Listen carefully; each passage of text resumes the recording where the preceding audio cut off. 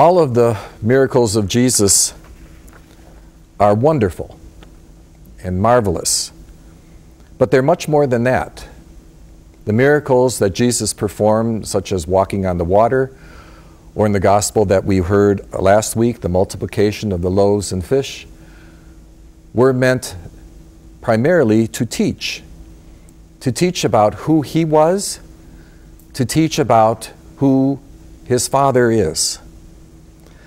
The story of Jesus walking on the water gives us an indication of the authority that Jesus has, that he has authority over all the forces, natural and supernatural.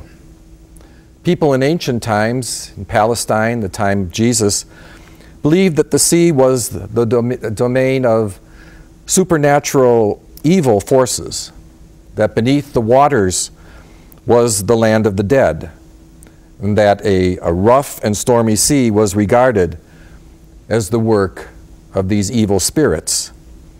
So by walking on the raging waves and calming the stormy sea, Jesus demonstrates that he has power and control over all the hostile forces, even death itself.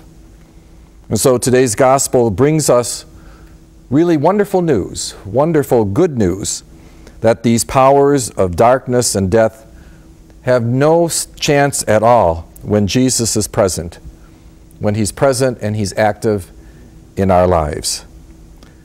The boat on the sea is one of the most ancient Christian symbols for the church in its journey throughout the world. And just as the boat is tossed about by the waves, so is the church pounded from time to time by worldly and spiritual forces hostile to the kingdom of God.